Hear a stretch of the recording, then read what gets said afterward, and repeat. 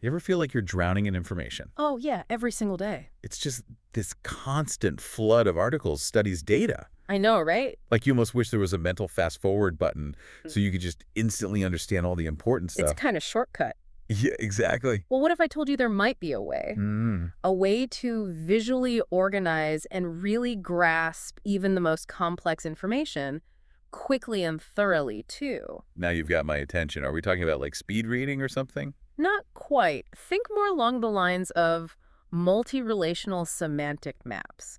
You might know them as knowledge maps or concept maps. Okay, I've heard of those. I've even seen a few, but I'm not sure I totally get how they work. Well, that's perfect because they are exactly what we're diving into All today. right, let's map it out. Pun intended. Nice. So, the foundation for our exploration today is a really fascinating 1989 article from Educational Psychology Review. Hey, who are the brains behind this article? It's by Lambiot, Dansereau, Cross, and Reynolds. Okay, I'm making a note of that. So what's the mission for this deep dive? What are we hoping to unpack? The goal is pretty straightforward. We really want to get to the bottom of what these knowledge maps are all about. Where did the idea come from? What makes them so powerful? Especially for learning and really understanding information. By the end, you should have a solid grasp of how you could use these visual tools to master even really complicated topics. That's ambitious, but I'm all for it. Sign me up. So one of the things that really struck me about this article is how it immediately places these semantic maps within a much broader context. Like a bigger landscape. Exactly. They highlight all these different visual ways we represent knowledge. Think about it. Pictures, graphs, diagrams, even things like musical scores or mathematical notations, roadmaps, flowcharts, it's all visual. Yeah, we are surrounded by visuals constantly. It's not just text anymore. Right. And the point the article makes is that at its core, any knowledge representation is simply a model of data. Like a blue. Kind of. But the data itself could be anything. Objects and how they relate to each other. Entire processes. The real challenge is capturing what's truly important and helping us discover new connections within that information. I see. So it's not just about representing the information. It's about representing it in a way that's actually useful and insightful. Exactly. And that brings up a really key concept from the article, computational efficiency. Now that sounds intimidatingly technical. Break that down for me. It's actually pretty intuitive. Imagine you're trying to find a specific detail. You could search through a dense wall of text, or you could look at a clear structured diagram. Both might contain the same information, but one lets you pinpoint what you need much faster. Oh, I get it. It's like the difference between trying to find a needle in a haystack versus having a metal detector. Perfect analogy. That's the power that visual formats like semantic maps can offer. An efficient representation lets you focus on what's relevant, easily incorporate new information, and even guides you towards new insights. All right, so big picture. Visuals can help us make sense of complex information more efficiently. Now let's zoom in on these multi-relational semantic maps. What exactly are we dealing with here? Well, the article gives us a very precise definition. They are two-dimensional diagrams that use the spatial arrangement of nodes and links to represent concepts and the multiple relationships between them. Okay, nodes and links. Remind me again what those are. So the nodes represent the key ideas or concepts. Think of them as the building blocks of your map. And the links are the lines or arrows that connect those nodes, showing how they relate to each other. The multi-relational part just means that these maps are designed to show all the different kinds of connections that can exist between ideas. So it's not just a simple flowchart or a family tree. Not exactly. The article goes to great lengths to distinguish semantic maps from other common visual tools. Because they each have their own strengths and weaknesses. Yeah, right. Take a topographical map, for example. Fantastic at showing distances, elevations, quantitative spatial relationships, or statistical graphs. Perfect for seeing how variables change in relation to each other. And what about those trusty flowcharts we all know and love? Oh, those are great for outlining a sequence of steps in a process. Like a recipe or a set of instructions. Precisely. And then you have tree diagrams, which are all about hierarchies. Like the classic organizational chart, showing who reports to whom. Yep. And of course, you can't forget about tables, which are great for organizing data in a structured way, but they can be limited in the complexity of the relationships they can show. Okay, so lots of tools, each with a specific purpose. So where do semantic maps fit in? What's their sweet spot?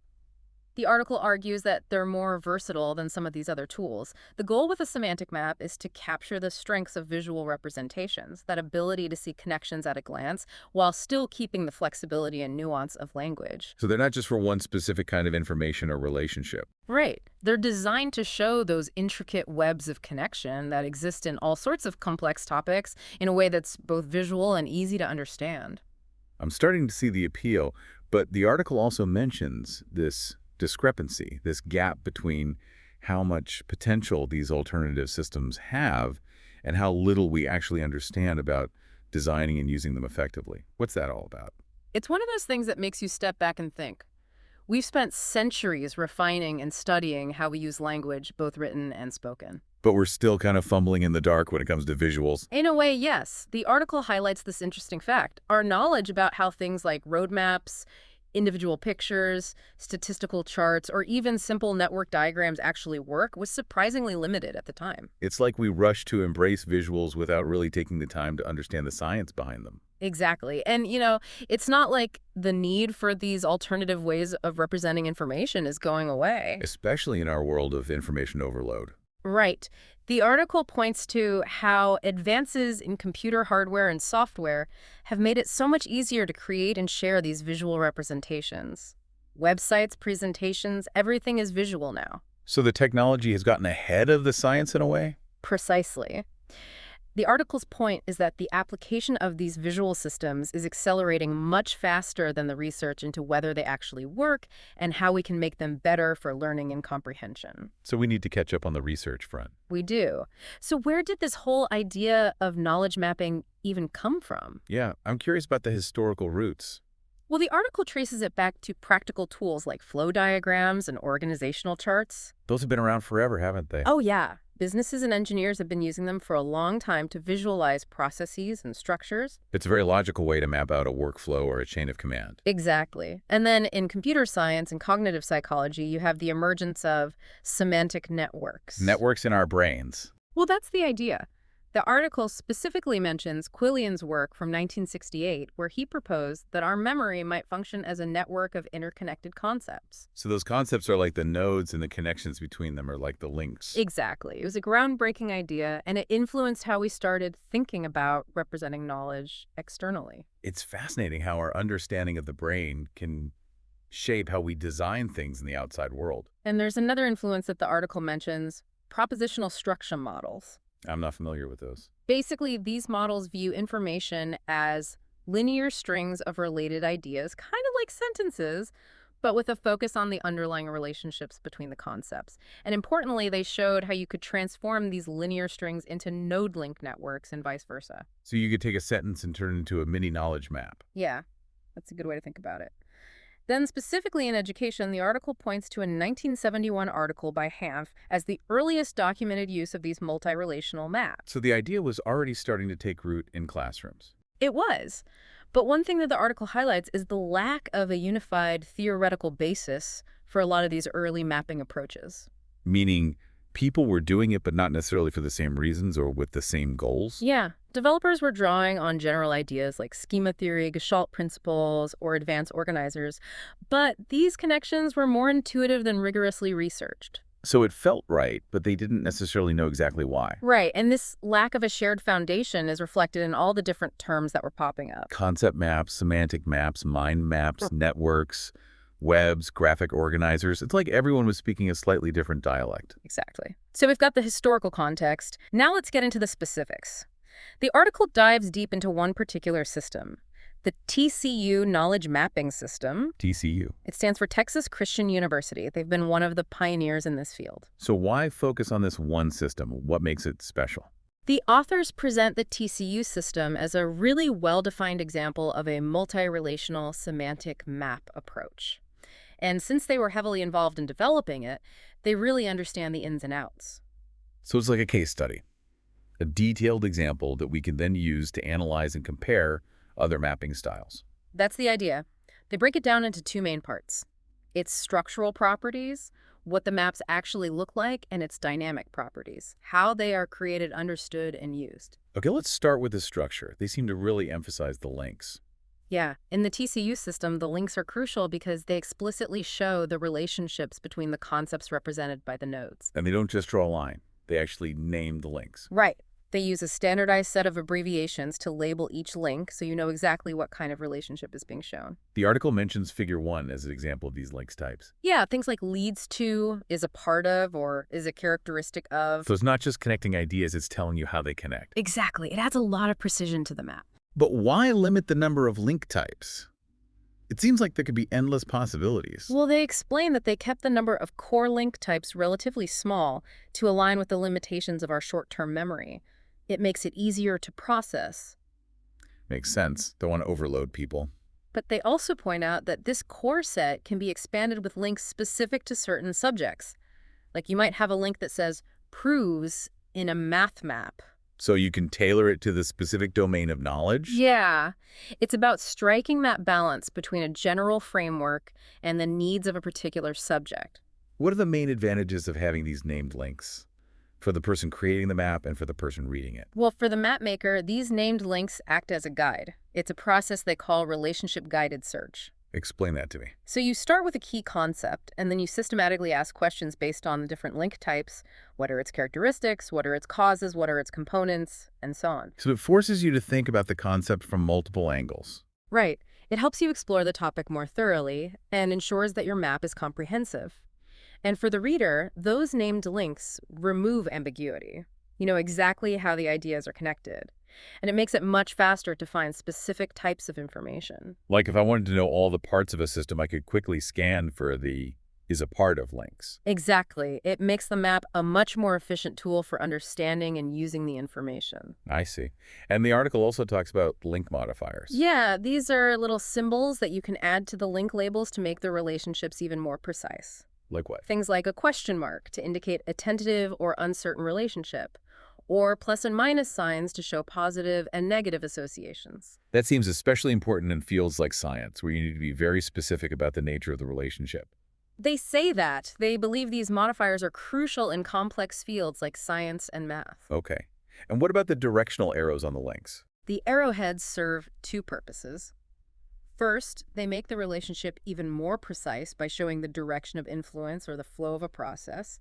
And second, they can guide you, the reader, through the map. Like a suggested route. Yeah, it helps you understand the potential pathways for processing the information, which can be really useful for students trying to plan their studying. Makes sense, Yeah. like providing a reading order within the map. Yeah.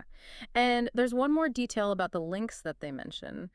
Different shake lines for different classes of links. Why so many variations? The idea is that each line style is another visual cue. It helps you quickly identify different categories of information within the map. Like a visual shorthand. Right. So maybe barbed lines are for dynamic relationships, or dashed lines are for comparisons. Okay, that's a lot to keep track of. They actually caution against going overboard with too many visual elements, though. Too much visual clutter. Yeah. It could end up being confusing or intimidating, rather than helpful. Fair enough. Okay, so we've covered links.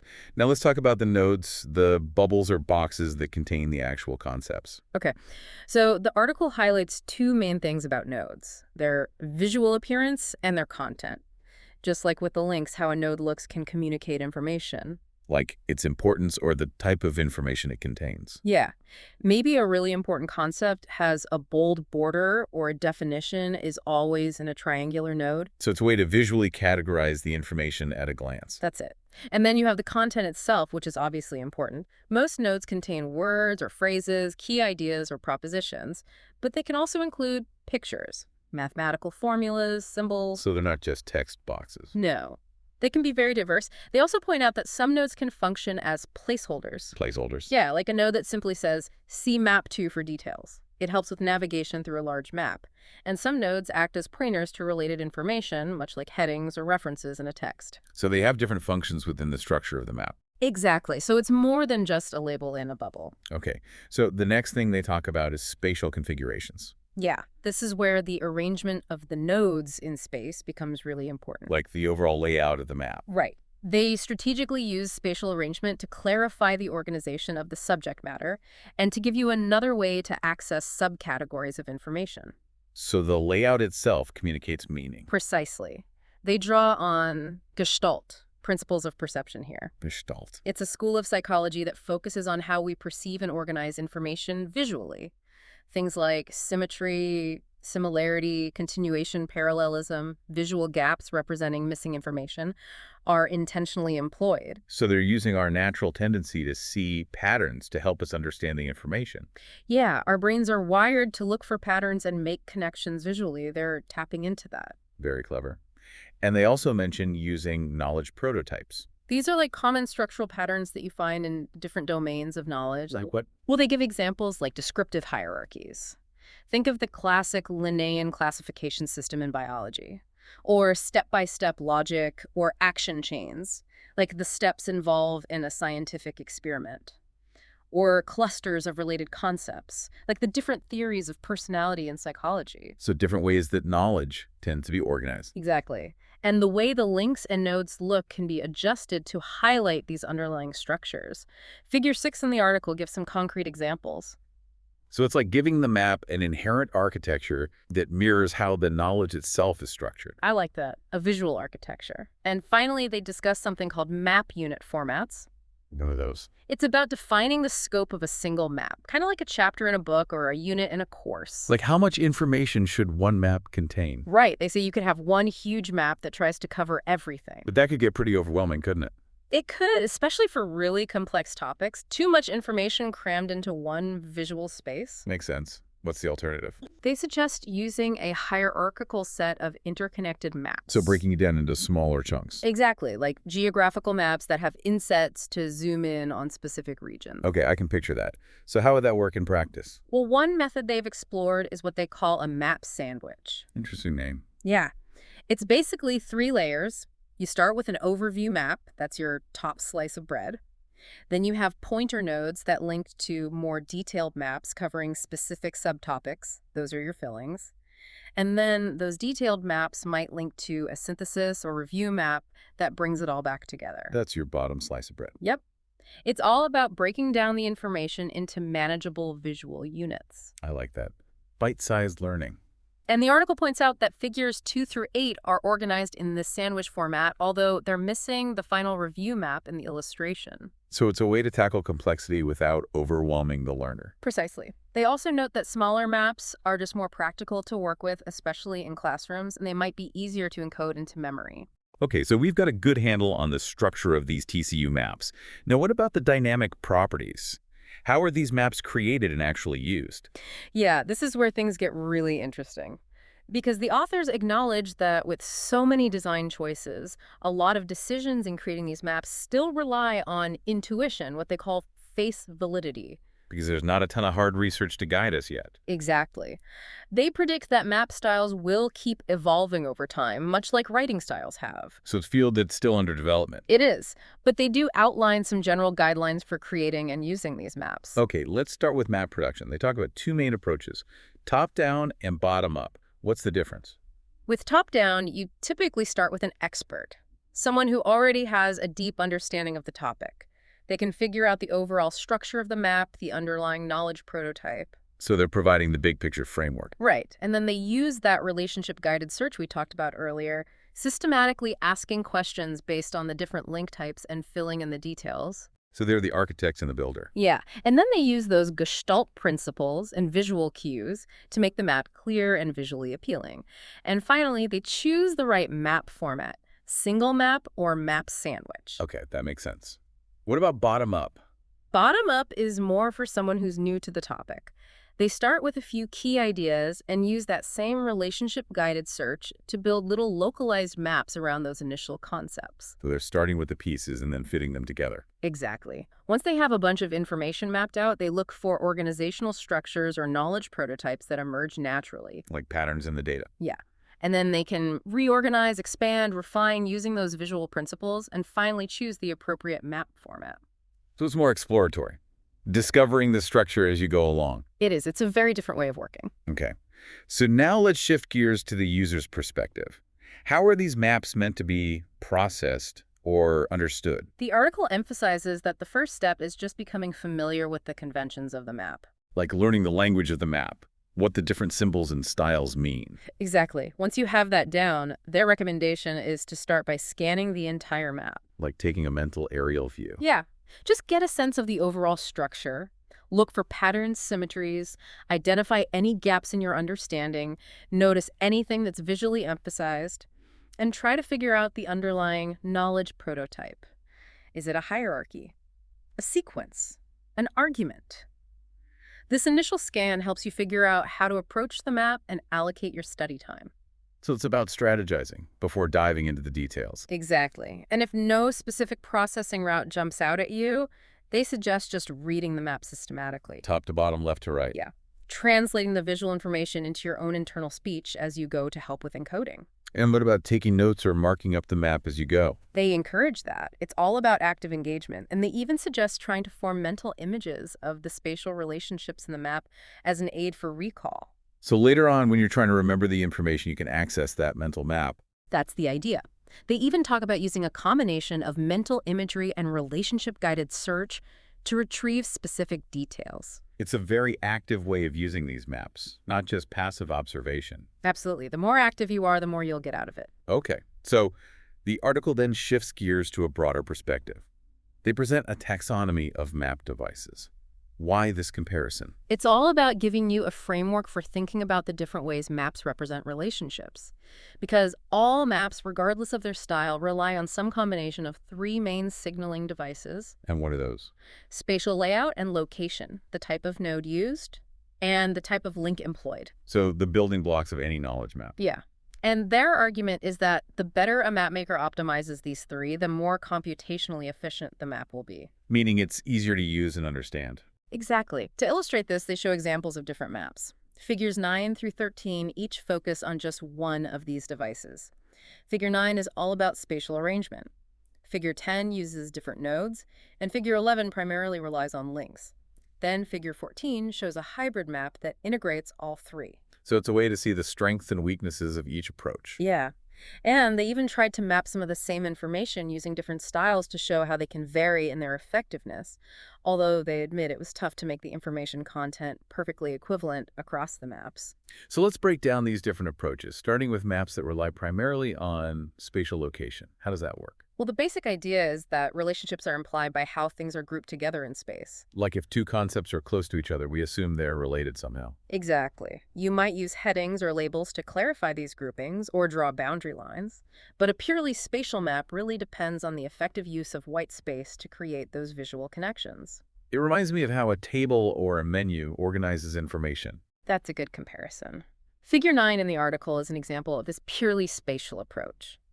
And it's not all that different from a traditional outline. So it's a familiar way of organizing information. Yeah, but it's not always the most efficient or precise way, especially for complex topics. What are the limitations of this approach? Well, for one thing, when you have lots of nuanced relationships, it can be hard to show them all clearly using just spatial arrangement. It can also be difficult to represent different perspectives on the same information. Figures 10 and 11 actually show different spatial layouts of the same information that was in Figure 9. And each one emphasizes a different aspect of the information. Right, so you're limited in how you can represent the complexity of the topic. Okay, Yeah. What about node-based systems? Those are the ones where the nodes themselves look different to signal the relationships. Yeah. You vary the appearance of the nodes, their shape, their border style, their color to show how they relate to each other. The links, if they're even used, are just there to connect the nodes, not to give information about the relationship. So it's all about the nodes, not the links. Right. Figure 12 is a good example of this. Maybe a square node represents a cause, and a circular node represents an effect. So the shape itself tells you the type of relationship. Yeah. But the problem is that a lot of the subtle interconnections between ideas might get lost or be unclear. Figure 12 actually struggles to show how the structural features of birds and mammals are related to their function. You lose the precision of those specific connections. You do. Okay, so now let's talk about link-based systems. These are the ones that really focus on those explicit connections. Where the links do the heavy lifting. Exactly. The links are what tell you how the concepts are related. The nodes might all look the same, or they might even be absent entirely. Figure 13 shows an example of this. So the links themselves carry the meaning either through labels or graphical styles. Yeah. It could be a dashed line versus a solid line, or different colors, or most likely a combination of both. The main advantage here is that you can represent much more complex webs of connection than you can with just spatial arrangement or node types. Because each link can show a different type of relationship. Exactly. And they make a distinction between two ways of labeling the links, idiosyncratic and canonical. I'm guessing idiosyncratic means you can just label them however you want. Pretty much, it's a more free-form approach. But with a canonical set of link labels, you're working with a standardized vocabulary of relationships. So like having a dictionary of link types. Yeah, the idea is that there's a small set of fundamental relationship types that can express pretty much any connection between concepts. So instead of inventing a new phrase every time you try to stick to a consistent set of terms. Right. It makes the maps much easier to read and understand because you're not constantly having to figure out what the labels mean. I see. So canonical is all about consistency and clarity. It is. And finally, we have the hybrid maps, which the article suggests might be the most powerful approach. Although technically they point out that most maps use some combination of space nodes and links to some extent. So what makes a hybrid map truly hybrid? It's about intentionally and effectively using all three signaling devices. Figure 14 is a good example. You've got different types of nodes, different types of links with labels, and the spatial arrangement is also meaningful. So you're not relying on just one or two cues, you're using everything at your disposal. Exactly. And the benefit is that the relationships are super clear. You don't have to infer anything. But isn't there a danger of going overboard? Could it become too much? There's definitely that risk. The article mentions the trade-off between completeness and information overload. If you try to cram in too many visual cues, the map could become more confusing than helpful. So knowing when to simplify is key. It is. They actually suggest that figure 14 might have been better as a map sandwich to break down the complexity. Okay, so we've covered the different types of maps. Now let's talk about the research. What does the evidence tell us about how effective they are for learning? That's a great question. And the article dives into the research in a section called Research on Educational Applications. And the good news is that there's evidence that these maps can be helpful across a wide range of educational settings, from college down to elementary school, with diverse students and across different subjects. But the authors do make it clear that they are focusing on specific educational uses. Meaning what? They're looking at studies where the goal is either for the teacher to convey information to the student or for the student to use the map as a tool for their own learning and thinking. Okay, so they're not looking at research on how maps might change a student's underlying knowledge structure over time. Exactly. They're focusing on more immediate applications of maps in the classroom. One area they highlight is reading comprehension. Yeah. In this context, the maps are often called graphic organizers. What's the connection between those terms? Well, they explain that graphic organizers in reading instruction actually have roots in a concept called advanced organizers. Advanced organizers. Yeah. It's a teaching technique that was developed by Asubel. Basically, you present students with some introductory material before they start reading to help them activate their prior knowledge and prepare for the new information. So like a mental warm-up. Exactly. And graphic organizers are often used in that way. Before reading to introduce new vocabulary, activate prior knowledge helps students make predictions about the text. And they can also be used after reading. Oh, absolutely.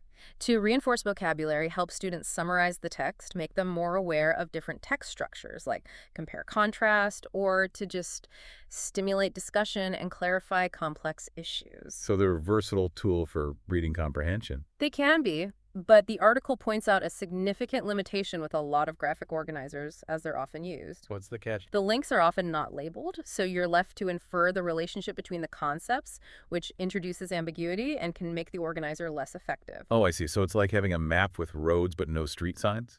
Exactly. And they cite a meta-analysis by Moore and Riedence that found the impact of these unlabeled graphic organizers on reading comprehension was pretty minimal. So the lack of those explicit links weakens their power. It does. Okay, what about when students actually create the maps themselves? The article talks about student-generated maps. This sounds interesting. It is. The core idea here is that the process of building the map is a powerful learning activity in itself. It forces students to actively engage with the material and make connections. It's not just about understanding the information. It's about interacting with it and manipulating it. Exactly. And the research they cite supports this idea. Studies have shown that having students create maps can lead to better comprehension, deeper understanding of the concepts. And it goes beyond just understanding. They've explored mapping for other learning purposes too, haven't they? Yeah, they have. Some studies have looked at using partial maps as a review activity or a diagnostic tool. Like a fill-in-the-blank map. Yeah.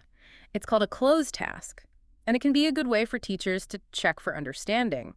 They've also looked at mapping as a pre-writing technique to help students organize their thoughts and write better essays. It's a way to get those ideas flowing. Exactly. And of course, there's the whole world of mind mapping, which is all about brainstorming and creativity. Buzan is a big name in that area. I have heard of mind maps. They're all Yeah. about nonlinear thinking, aren't they? Yeah, letting those ideas flow freely. And there's even this intriguing suggestion that representing ideas visually in a map might actually change how you perceive those ideas. It's like it alters your understanding in some subtle way. Yeah, it's kind of connected to the Sapir-Whorf hypothesis, which suggests that language can shape thought. And it's not just individual work. They talk about how mapping can be a really effective group activity, too. Like a collaborative knowledge-building exercise. Yeah. Traditionally, this was done with paper and pencil or a chalkboard, but now there's a lot of software out there designed specifically for creating and sharing knowledge maps. So the technology's catching up there too. It is. Okay, so what about when teachers use maps in their instruction? Yeah, how does that typically work? Well, teachers have said that creating maps to organize their lessons helps them to understand the nuances of the material better and to anticipate where students might struggle. So it's a valuable planning tool. It is. And then they can use those maps in the classroom to provide students with a clear visual framework. So it's beneficial for both the teacher and the student. Exactly. The article then goes on to highlight one particular system that's had a lot of influence in education, Novak's concept mapping system. What makes Novak's approach stand out? Well, for one thing, he's been a tireless advocate for concept mapping in education. He's really championed the idea and conducted tons of research in real classrooms. So he's not just a theorist, he's a practitioner. Yeah. And his system is built on the idea that propositions are the basic building blocks of a concept map. Remind me what a proposition is. It's a unit of meaning that consists of two concepts linked by a relationship. So it's a concept-relationship concept structure, like the sun is a star. So each link in the map represents a proposition. That's right. And he defines a concept map as a visual representation of the meaning of concepts within a framework of propositional relationships. Figures 15 and 16 in the article show examples of his maps, including what he calls rubber maps, which are basically different valid ways of organizing the same set of concepts.